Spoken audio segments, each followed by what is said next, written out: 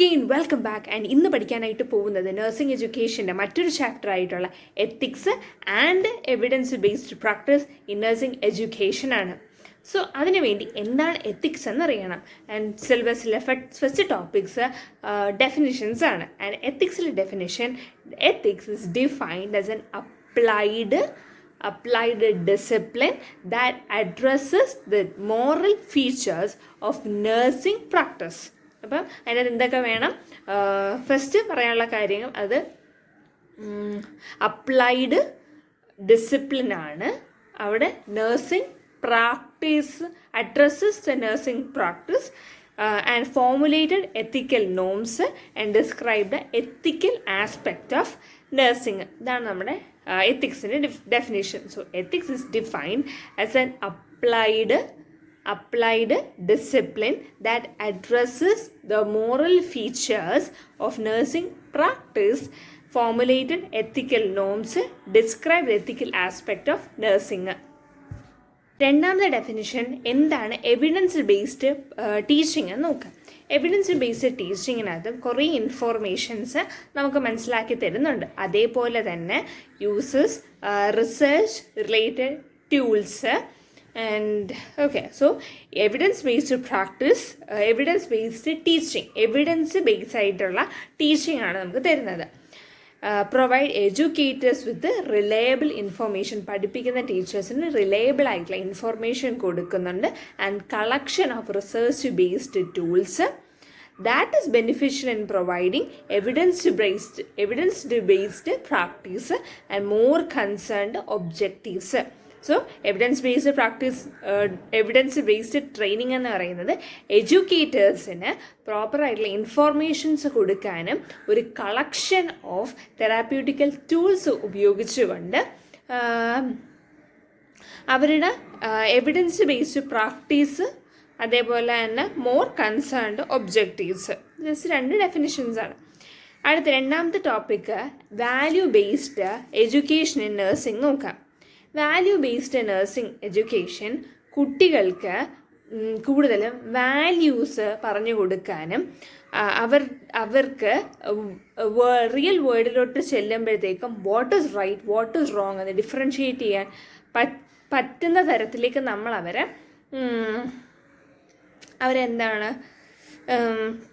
അവരെ ട്രെയിൻ ചെയ്യുന്നുണ്ട്. ഇതിന് പുറമെ അവർക്ക് സിറ്റിസൺഷിപ്പും ദെൻ കുറച്ചും കൂടി സ്പിരിച്വൽ ആയിട്ടുള്ള വാല്യൂസും ഇൻകൾക്കേറ്റ് ചെയ്യാനായിട്ട് സഹായിക്കുകയും അവരുടെ ക്യാരക്ടർ ഡെവലപ്മെൻറ്റും ഉണ്ടാക്കുന്നുണ്ട്. Okay. Then value based education ഒരു വ്യക്തിയുടെ സെൽഫ് എസ്റ്റീമിനെ സ്ട്രെങ്തൻ ആക്കും, സെൽഫ് റെസ്പോൺസിബിൾ ആയിരിക്കും, and even ethical judgements make ചെയ്യാനും സാധിക്കും.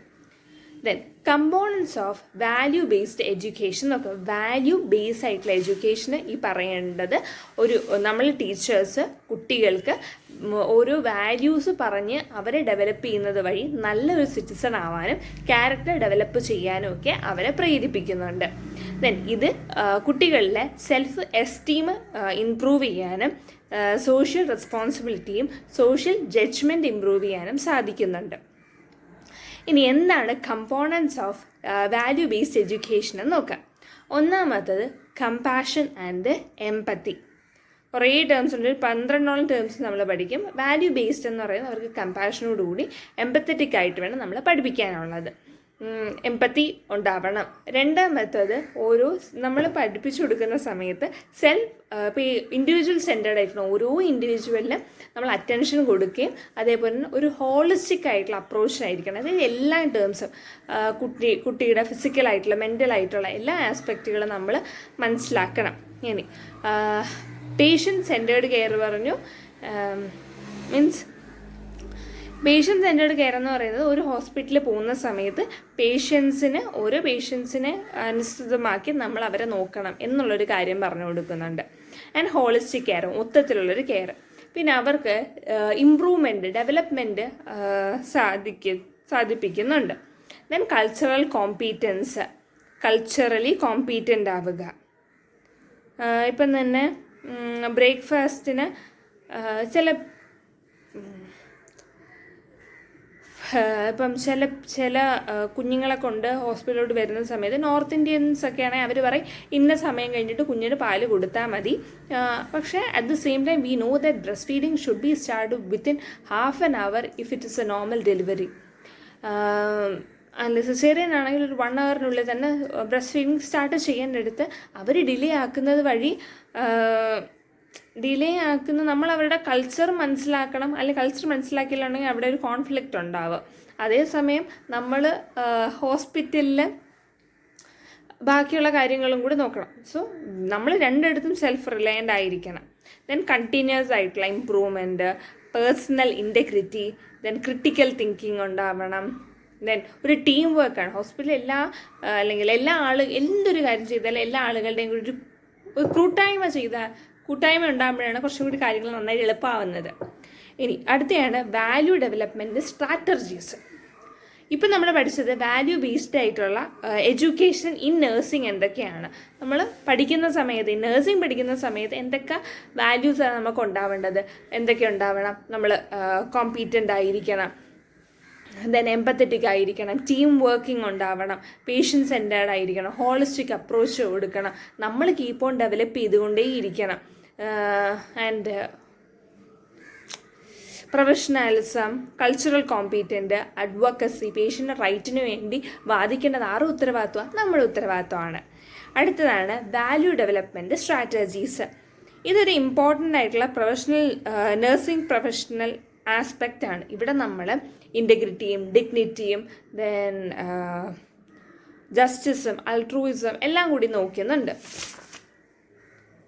വാല്യൂ ഡെവലപ്മെൻറ്റ് സ്ട്രാറ്റജീസിൽ വരുന്നതാണ് ഒന്നാമത്തത് എഡ്യൂക്കേഷൻ ആൻഡ് ട്രെയിനിങ്. ആൻഡ് ഇനി നമുക്ക് അവിടെ നമ്മളെ ക്ലോസ്ലി സൂപ്പർവൈസ് ചെയ്യാനും മോണിറ്റർ ചെയ്യാൻ വേണ്ടി വ്യക്തികളുണ്ട്. And clinical supervisors and mentorship. So value development strategies എന്തൊക്കെയാണ് നോക്കുന്നത്? Then self reflections, then code of ethics. So basically അവിടെ നമ്മൾ ട്രെയിൻ ചെയ്യുന്നുണ്ട്. കോഡ് ഓഫ് എത്തിക്സ് ഉണ്ട്, supervision and monitoring, then advocacy, team work, professionalism, then code of ethics പറഞ്ഞു, leadership development, research and developmental based practice, feedback and evaluation and personal growth. ഇനി ethical decision making. It is defined as a framework which provides the actual pattern through which decision making can be formulated. ആക്ച്വലായിട്ട് decision making നമുക്ക് formulate ചെയ്യാനായിട്ട് പറ്റും. And evaluating the outcome of the actions. കൂടാതെ തന്നെ നമുക്ക് ആക്ഷൻസിനെ evaluate ചെയ്യുകയും ചെയ്യാം. So എത്തിക്കൽ decision making എന്ന് പറയുന്നത് is defined as A framework which provide the actual pattern through which decision making can be formulated and evaluating the outcome of the actions.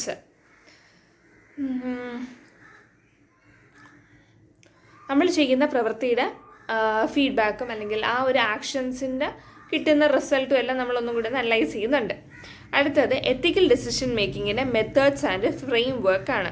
ശരിക്കും ഇതിനകത്ത് 5 methods ആണ് ഉള്ളത്. ഒന്ന് utilitarian approach, then right approach, then fair or justice approach, virtual approach and common good approach. Utilitarian approach എന്ന് പറയുന്നത് it's the most ethical action is one that produces the best result and least harm. Best ആയിട്ടുള്ള റിസൾട്ടും least ആയിട്ടുള്ള ഹാമും ആണ്. Then right approach എന്ന് വെച്ചാൽ മിക്ക ethical ഡിസിഷനും is one of the best protect the right of their morality. Right ആയിട്ടുള്ള approach. ഇനി ഫെയർനെസ് ഓഫ് ജസ്റ്റിസ് അപ്രോച്ച് എല്ലാവരെയും ഈക്വൽ ആയിട്ടാണ് നമ്മൾ കാണുന്നത്. Then common good approach suggest the relationship with the society at the basis of the ethical reasoning and action. അതായത് നമ്മുടെ സൊസൈറ്റിയിലുള്ള നമ്മുടെ റിലേഷൻഷിപ്പാണ് ഏറ്റവും ബേസിക് ആയിട്ടുള്ള ഒന്നെന്നാണ്. Virtual approach, ancient approach to ethics is the belief that acting ethically must be accordance to certain virtue and ensure the development of humanity. Okay. ചില particular വേർച്യൂസിനനുസരിച്ച് നമ്മൾ ബിലീവ് ചെയ്ത് അതിനനുസരിച്ച് അപ്രോച്ച് ചെയ്യുന്നതിനാണ് വേഴ്ച്വൽ അപ്രോച്ച് എന്ന് വിളിക്കുന്നത്. അടുത്തയാണ് എത്തിക്കൽ ഡിസിഷൻ മേക്കിങ്ങിൻ്റെ process and road map. ആദ്യം നമ്മൾ എല്ലാ ഫാക്റ്റിനെയും ഗ്യാദർ ചെയ്യണം. Gather all the fact. ഇനി ഡിഫൈൻ ദ എത്തിക്കൽ ഇഷ്യൂ. എന്താണ് എത്തിക്കൽ ഇഷ്യൂ എന്ന് ഡിഫൈൻ ചെയ്യണം.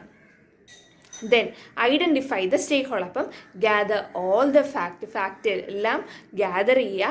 ആൻഡ് ദെൻ ഇഷ്യൂ എന്താണെന്ന് മനസ്സിലാക്കുക. സ്റ്റേക്ക് ഹോൾഡേഴ്സിനെ ഗ്യാദർ ചെയ്യിപ്പിക്കുക.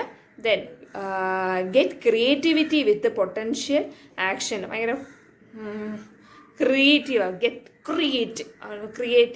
ക്രിയേറ്റിവിറ്റി. അപ്പോൾ ആദ്യം എന്താണ് ഫാക്ട്സിൻ്റെ കാര്യം പറയുക.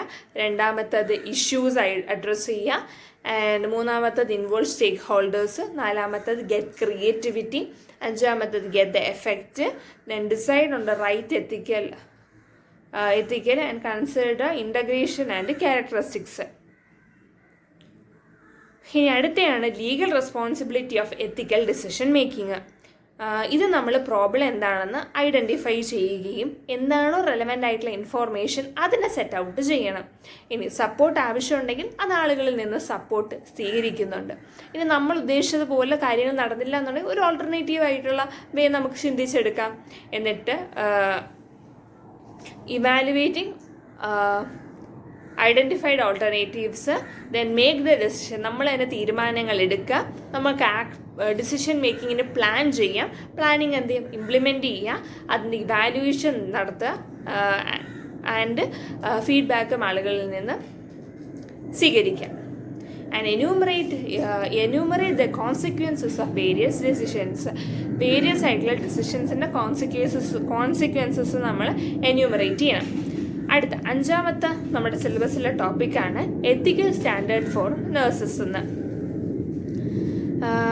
അതായത് നമ്മൾ നഴ്സിംഗ് സ്റ്റുഡൻസ് വൺസ് ഒരു നഴ്സിംഗ് എഡ്യൂക്കേഷനിലോട്ട് കയറി, ഒരു സ്റ്റുഡൻറ്റ് നഴ്സിംഗ് എഡ്യൂക്കേഷൻ ഒരു സിസ്റ്റത്തിലോട്ട് കയറി കഴിഞ്ഞാൽ അവിടെയുള്ള എല്ലാ റൂൾസും റെഗുലേഷൻസും നമ്മൾ ഫോളോ ചെയ്യണം. അതാകുമ്പോഴത്തേക്കും പേഷ്യൻറ്റിന് പ്രോപ്പറായിട്ടുള്ള കെയർ പ്രൊവൈഡ് ചെയ്യാനായിട്ട് പറ്റും. അസുഖങ്ങൾ പ്രിവെൻറ്റ് ചെയ്യാനും കൂടാതെ തന്നെ ഹെൽത്തിനെ മെയിൻറ്റെയിൻ ചെയ്യാനും സാധിക്കും. ദെൻ അക്കാഡമിക് ഡിസ്ഹോണസ്റ്റി വരുന്നതാണ് പ്ലഗിയറിസം. അതായത് നമ്മളിപ്പോൾ ചില പിള്ളേർ റിപ്പീറ്റഡ് ആയിട്ട് എഴുതില്ല. ഇപ്പം മെയിനിൽ ഒരേ കാര്യം എഴുതുന്നുണ്ട്, അപ്പുറത്ത് നമ്മൾ വീണ്ടും അതേ കാര്യം തന്നെ വീണ്ടും എഴുതി മാഡംസിനെ പറ്റിക്കുന്ന ഒരു സ്വഭാവം. അല്ലെങ്കിൽ ചീറ്റിങ്, ഇതൊക്കെ ഡിസ്ഹോണസ്റ്റിയാണ്. മൂന്നാമത്തെ വരുന്നത് ഫോർഗെറി. അതായത് ഒരാളുടെ അസൈൻമെൻറ്റ് വേറെ ആൾ കൊണ്ടങ്ങ് വയ്ക്കും. അല്ലെങ്കിൽ നമ്മളിപ്പം റെഫർ ചെയ്യും. മാം പറയുന്നുണ്ട് ഓരോരുത്തരും റെഫർ ചെയ്ത് സെപ്പറേറ്റ് കണ്ടുപിടിക്കണമെന്ന്. പക്ഷേ ഒരാൾ എഴുതും, ബാക്കി എല്ലാവരും നോക്കി എഴുതും. അതാണ് വരുന്നത്. മാഡംസിന് അതറിയാമോ? അറിയാം. ഇനി ഡിസോണസ്റ്റ് ഇൻ ക്ലിനിക്കൽ സെറ്റിംഗ് എന്ന് പറയുന്നത് വയലേറ്റിംഗ് പേഷ്യൻ്റെ പ്രൈവസി. നമ്മൾ പേഷ്യൻസിൻ്റെ ഇൻഫോർമേഷൻ എടുത്തിട്ട് നാട്ടുകാരുടെ അടുത്ത് മൊത്തം പറയുന്നത് പ്രൈവസിക്ക് എതിരാണ്. രണ്ടാമത്തത് പ്രോപ്പറായിട്ട് നമ്മൾ ഡോക്യുമെൻ്റ് ചെയ്യാത്തതുണ്ട്. പേഷ്യൻസ് എന്തെങ്കിലും ഇൻഫോർമേഷൻസ് തന്നിട്ടുണ്ടെങ്കിൽ നമ്മളത് കൃത്യമായിട്ട് ഡോക്യുമെൻ്റ് ചെയ്ത് വെക്കണം. സത്യസന്ധരായിരിക്കണം. Improper use of resources. ഇപ്പം ഒരു പേഷ്യൻറ്റിന് ഉപയോഗിച്ച് ടങ് ഡിപ്രസർ ഒരു 5 പേർക്ക് കൊണ്ട് ഉപയോഗിച്ചാലോ? നോ. അതാണ് റിസോഴ്സസ് പ്രോപ്പറായിട്ട് യൂസ് ചെയ്യുന്നില്ല എന്ന് പറയുന്നത്. ഇനി കോമൺ ആയിട്ടുള്ള എത്തിക്കൽ സ്റ്റാൻഡേർഡ് ഫോർ സ്റ്റുഡൻസ്. കോമൺ ആയിട്ടുള്ള എത്തിക്കൽ സ്റ്റാൻഡേർഡ്സ് വരുന്നത് നമ്മളെപ്പോഴും ഓണസ്റ്റ് ആയിരിക്കണം, ഇൻറ്റഗ്രിറ്റി ഉണ്ടായിരിക്കണം. ദെൻ അഡ്ഹറൻസ് ടു ദ എത്തിക്കൽ. അവിടെ നമുക്കൊരു നഴ്സിംഗ് കറിക്കുലം ഉണ്ടല്ലേ, അല്ലെങ്കിൽ നമ്മുടെ അക്കാഡമിക്സുമായിട്ട് നമുക്കൊരു അറ്റാച്ച്മെൻറ്റ് അഡ്ഹറൻസും ഉണ്ടാവണം. പിന്നെ എന്തെങ്കിലും പ്രോബ്ലംസ് ഉണ്ടെങ്കിൽ നമ്മളത് സോൾവ് ചെയ്യണം. ദെൻ ക്രൈസിസ് ഇൻ്റർവെൻഷൻസ് നടത്തണം. Then civic responsibility. As a citizen നമുക്ക് കുറേ ഉത്തരവാദിത്തങ്ങളുണ്ട്, അതെല്ലാം നമ്മൾ ചെയ്യുക. We have to keep on developing patient information കോൺഫിഡൻഷ്യലായിട്ട് വയ്ക്കുക. എല്ലാവരെയും നമ്മൾ ട്രസ്റ്റ് ചെയ്യും. മീൻസ് ആളുകളെ നമ്മൾ ഒന്ന് ട്രസ്റ്റ് ചെയ്യുക. ഓക്കെ, സോ റെസ്പെക്റ്റ് ചെയ്യുക and respect for intellectual property. So honesty and integrity വരുന്നുണ്ട്.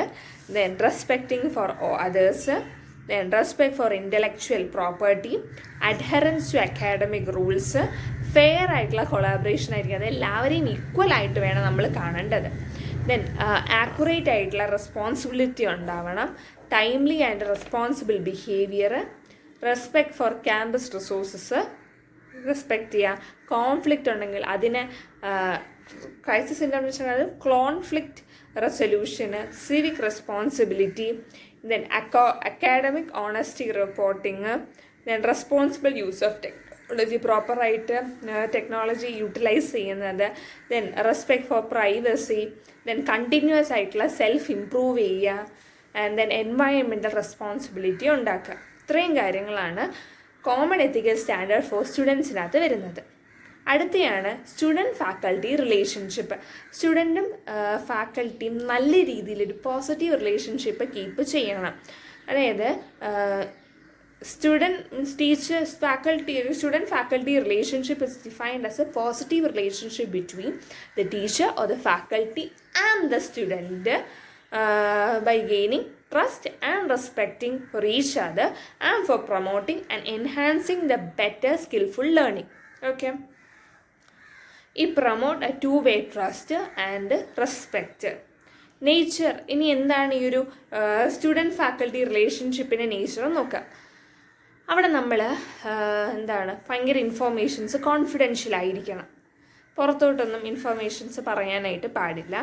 ദെൻ സേഫ്റ്റി ഉണ്ടാവണം, എംപത്തി, ഒരു സഹാനുഭാവം ഉണ്ടാവും, എംപത്തറ്റിക് ആവണം. ദെൻ അവരെ ഭയങ്കരമായിട്ട് എൻകറേജ് ചെയ്യണം, മോട്ടിവേറ്റ് ചെയ്യണം. ഇടയ്ക്ക് അവർ പരസ്പരം ഒരു മ്യൂച്വൽ ആയിട്ടുള്ള ട്രസ്റ്റ് ഉണ്ടാവണം. ദെൻ ഇപ്പം നമ്മളൊരു ഫാക്കൽറ്റി മെമ്പർ ഒരു സ്റ്റുഡൻറ്റിനോട്ട് ചെയ്യാൻ പറഞ്ഞു കഴിഞ്ഞാൽ അത് പ്രോപ്പറായിട്ട് ചെയ്തുകൊണ്ട് വരുന്നതാണ് പോസിറ്റീവായിട്ടുള്ള feedback. Then confidentiality, then unconditional acceptance. So openness, positive regard, building confidence, then safety, എംപത്തി. Then നമുക്ക് ഒരുമിച്ച് പറയാം, കോൺഫിഡൻഷ്യൽ ആയിട്ട് ഇരിക്കുക, കോൺഫിഡൻഷ്യാലിറ്റി ഉണ്ടാകുന്നത് പ്രൈവറ്റ് ഇൻഫർമേഷൻ വയ്ക്കുക, അവരെ കോൺഫിഡൻ്റ് ആക്കുക, അവരെ മ്യൂച്വലി ട്രസ്റ്റ് ചെയ്യുക, റെസ്പെക്റ്റ് ചെയ്യുക, ആൻഡ് പ്രൈവസി കൊടുക്കുക, ഇതൊക്കെ.